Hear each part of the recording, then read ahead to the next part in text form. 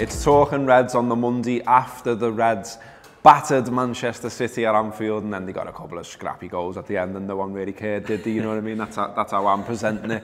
We battered them though, didn't we? We were great. Fantastic performance from Liverpool. Beat the league leaders. The first time they've lost the game in the league in 284 days since they last lost a game in the Premier League.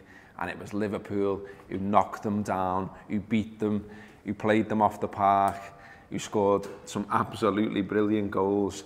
And everything about the day really was absolutely superb, wasn't it? I mean, good performances all over the pitch. Great tribute to Tommy Lawrence at the start of the game. Yeah, it was good. Fantastic atmosphere all the way through. And a real, I should go without saying almost, but a real partisan, brilliant, gnarly crowd. You know, I loved the booing. Yeah, I love the sort of appealing for everything. I loved it all the way. I mean, there was people saying I had a great time in the main stand today. It's not often you can say that, is it? You know what I mean? No, I think I genuinely think it's the best. It's probably the best atmosphere we've seen in the Premier League this season. Like you say, them getting on Sterling's back, getting on all of the City players back actually, and it was partisan's the right word for it. I thought that that translated onto the pitch as well. You saw Andy Robertson getting stuck in as usual. I loved it. His run where he pressed about 4 lads on like different parts of the pitch. He just kept running. It was brilliant. Got a song at the end. Just needed the Benny Hill music when he set off on that run. It was absolutely superb. He starts off in the left back position, as you say, ends up sort of in their left back position all the way around the pitch. And then back again. He was back again at left back. Absolutely brilliant. And I mean, I think we should have a little chat about Robertson. I think we probably will do on the free podcast later on as well. In that, his last couple of performances in particular, I've really enjoyed. In that, it's almost he looks at the opponent and says, "Right, I'm having you." Didn't care that it was Sterling or he had De Bruyne or even at times Sané sort of running off him. He coped with it really well, and he was decent going forward as well. It's funny that we've now almost got to a stage where left back's been a problem position for Liverpool, but now we've got 2 left backs that have done well this season. And with every game Robertson plays, he looks better and better. He looks a snip at £8 million as well. It has to be said. And yeah, yesterday I just thought there was performances all over the pitch. It's very difficult to think of one man of the match. I thought first half Chamberlain was excellent, just endless running from him. And Quali scored a brilliant goal as well. And yeah, he's all the midfield I thought played well. I thought Emre Can was good. I thought Wijnaldum was very good. He was really good. He was bang up for it on the day. The front 3 all scored a goal, and all 3 of them brilliant in different ways. I loved Firmino's goal, which was Robbie Fowler-esque against Manchester United. Just nudging the defender, and then the chip, absolutely superb. It's just class, that isn't it? Like it's 1-1. Massive game against, you could say Ederson's been one of the best goalkeepers in the league this season, and he just doesn't, he's not worried, nudges, then just dinks it, amazing. It's his best performance now, goal scoring performance in his career, where he is now. Is he on 16 goals for the season? I thought it was 18 maybe. It might be 18, sorry, I haven't got that stat in front of me at the moment, but whatever it is his best goal scoring season, and he's ended the debate now about, can he score enough goals? We're still only in January, he's rattling them in, Salah's scoring them as well, Mane's goal, absolutely brilliant as well. I actually thought at the time, watching it, I thought, so he's took too long here, he should have had a shot off here, and then how precise was that? A brilliant shot. Like I don't think I've seen a player who is able to hit a ball so hard into. He loves those roof of the net shots, doesn't he?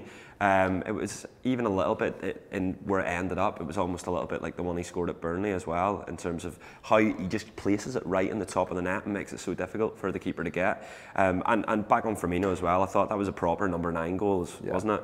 And there's always been that debate, Liverpool need a proper number 9, but he's just, any worries, he just quells them with each performance he plays at the minute. And he's such a Klopp player as well, isn't he? I mean, all game he grafted, he was harrying, he was closing players down. down, and you don't get that from every centre forward out there. That's just a fact of life, and so he does suit Klopp's football down to the ground. And after the game, Klopp, not just talking about Firmino, talking about the whole team, he said it was pressing from another planet today. He also managed to swear on American TV, which I'm sure you've all seen, which was absolutely brilliant. I mean, there are, to cover, it almost feels silly to talk about any downside, but the downside is that Karius is not great on the goal, neither's Gomez on them, talking about the first goal. Perhaps Lovren can look at himself on one of them as well. Milner not great on another one. All in all, it was just a little bit annoying that we're winning 4-1 in the 84th minute, and I was still thinking about 5 and 6. Yeah. I was going, go on, really humiliate them, and then obviously we had the ending that we had. Klopp came out with something mad in the interview. Did you see that? He said something like, if you want to talk about the defending and the fact that we conceded a few goals, you can blow up my boots. Must be a German phrase that doesn't translate there, Jurgen. It's a new one on me, that. I get what he means, though, because at half-time I was fuming with the goalkeeper whenever I saw their first goal. I just want him to save shots that he should save, and he's beaten far too easy at the near post. We can talk about the late goals. I don't think there's any point. Liverpool were brilliant yesterday. They were really, really good against a side that haven't been beaten this season, a side that everyone fears in the league, and Liverpool didn't fear them at all. Liverpool went toe-to-toe with them and beat them. So yeah, we'll stick to the positive things, I think. Yeah, there's too many positive things. Let's do that. And fair play to City as well, in that I thought the manager and Kevin De Bruyne after the game both spoke really well and both gave a lot of credit to Liverpool, which was nice for once, because it can all get a bit bitter when you've lost a game and managers lose the shit, and Mourinho was not going to give Liverpool credit if it was him on the end of that result. So it was nice for the manager to actually say something half decent after the game, and De Bruyne as well. We will be getting into this in depth on the free Anfield app show today. The podcast will be released at 4 o'clock. Going to race across town and jump in the studio and record that in a minute. Other things then, we're just really well placed now, is the important thing to say, I think, for this, hopefully a second successive qualification for the Champions League, which would be the first time since 2009 that Liverpool have managed that. Really important that they do manage that. There's still a 15-point gap to City, but I almost think that's reached the stage where you're like, well, we won the battle, they're going to win the war. Let's just forget about them. What we're up for now is second place. And right now, as we speak, we're on the same points as Chelsea, the same points as Manchester United, who play at Stoke tonight. Second place is there for the taking, and Liverpool are more than capable of doing it. 18 games unbeaten now. Definitely. And then with all the rotation as well, they've managed this run while heavily rotating through the Christmas period. That can only benefit them coming into the last 4 months of the season. And it's just a really exciting time to be a Liverpool fan at the minute, I think. And just how many positive aspects you can take away from the game yesterday. We've got a brand new signing in Virgil van Dijk, who didn't even play yesterday, but looked brilliant last week. And hopefully some business during the January transfer window. I think we've all it was nice for a weekend just to be able to forget about Phil Coutinho, wasn't it? Yeah. And not have to think about him. Because not once watching that match yesterday was I thinking, oh, I'd love Phil Coutinho here, because Oxlaide-Chamberlain was just boxing it off in the midfield, and really took his chance there, didn't he? Lots and lots of talk, obviously, in the week building up of Coutinho, not least from us. But yeah, as you say, we just had a big chat about the Reds, and I nearly forgot to even mention them. Long may that continue, and long may Chambo keep turning in performances like that, because he was absolutely brilliant, and not something you saw very often in an Arsenal shirt in recent years, and yet he seems transformed at Liverpool. Okay, we'll be back in a second. We're going to have a look at the papers. All right, in the papers then, lots and lots of talk about how good Liverpool were, about Klopp upsetting the apple cart, if you like, masterminding the win over City and that sort of stuff, which is always good to see, described as world class there, which is always a nice association with Liverpool. What else have we got in terms of back page? Klopp idols. So yeah, loads of stuff praising the Reds. I mean, we've just talked about the Reds in depth in that first half, so just to move away from that, lots of talk also about Arsenal and their current situation. Alexis Sanchez, it seems, is now destined to go to Manchester United. Arsenal, meanwhile, without him, were very poor at Bournemouth and fell to a defeat there. It's now 13 points from 12 league away games for Arsenal, their worst since 2005-2006. And in today's Daily Mail, in the sports supplement there, Jamie Redknapp says, "This is the worst Arsenal side I've ever seen." Look at Sam's face behind the camera. I wish you could see it. Yeah. Sam is weeping behind the camera. We've been giving him quite a bit of stick this morning about being an Arsenal fan. I suggest Sam stays away from the newspapers because every single one of them is having a massive dig at Arsenal. Their fans, of course, are Arsenal Fan TV, etc. They all seem to be very, very sick of it all, very, very sick of Arsene Wenger. And they do seem to be the current club of crisis right now. The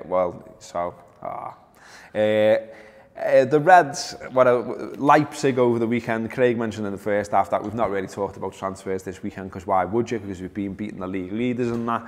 But Leipzig over the weekend did rule out a January deal for Keita. Ralf Rangnick said Liverpool had not offered the exorbitant additional fee needed to make it happen. Elsewhere in the papers... It's a bit mad, that one, by the way. It looked like on Friday on Twitter, everyone believing that Keita was going to be coming. And then suddenly they come out with that statement. And on the headline as well, that said Liverpool were world class. That just goes to show what kind of a job Jurgen Klopp's doing at the minute. In that, I remember a year and a half ago we were all talking about how this Liverpool squad lacked genuine sort of star quality and world class players in it, and now we've got them in abundance, really. Just wanted to mention Everton, because why not? Absolutely battered by Spurs. They were piss poor, they were crap. The two full-backs look like they can't play football, especially that Martina. Don't know where they got him from, but he's not very good. Allardyce still has plenty to do at Everton, it says in the Times, which is quite an understatement. It's 2 games in a row that they hadn't had a shot on target, I think I read. Yeah, it's another one where they didn't bother shooting, which is an interesting tactic to win football matches. Also very interesting was the fact that after the game, Sam Allardyce said he wants them to be more boring. Which when you're not shooting, I don't really know what the next step of more boring is. He's also in the papers today, Allardyce, talking about the honeymoon period being over.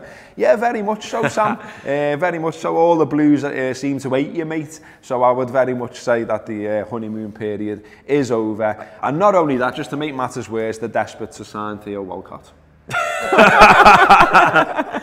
All the best, lads. No, I actually sat down to watch. I don't bother to watch Everton too often, but I sat down to watch the Spurs game.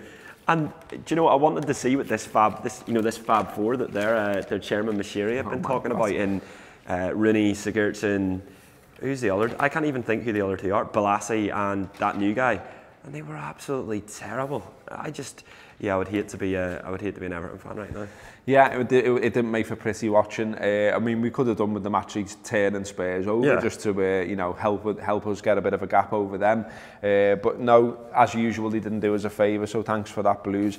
Just to finish then on the papers, I just wanted to highlight a couple of headlines you might have known from previous Talking Reds that I do like to have me say on the headlines. Used to write them myself once upon a time. I mean, I'm guessing that this one on the front of the game and the Times is sort of a bit tongue-in-cheek and ironic. It just doesn't work for me. City lose football match. I mean, it's factual. Yeah, they did, didn't they? They did lose a football match, but in terms of sort of cleverness or a play on words or something special, City lose football match, souvenir edition. Yeah, I get it, but it stinks of that stinks of end of shift. Finishing in 5 minutes. Oh crap! Need a headline. This is better. This one's better though. I like this one. I like anything to do with the Beatles, so I'm fine with this. You mentioned the Fab Four. Obviously, we now don't have a Fab Four. So what the Mirror have gone with is a Beatles one. 3 can work it out, which I'm enjoying. because it's a Beatles reference. So are you having that one? I am, yeah. 3 can work it out, okay. Into so it's a good time as ever then to subscribe to the Anfield app. We're all being positive, we're all flying, we're all made up without the Reds are doing. Free show, as I say, recorded today. Subscription shows also going into the can will be out this week as well. £5 a month to give our subscription podcast a go. And the gateway drug, as I've mentioned last week, is jump in on that free show, which is available, dead easy to get. We load it up on YouTube, so you can get it there if you want, but it's also on Spotify, it's on Stitcher, it's on TuneIn Radio, it's available on our website, it's available on Audio Boom.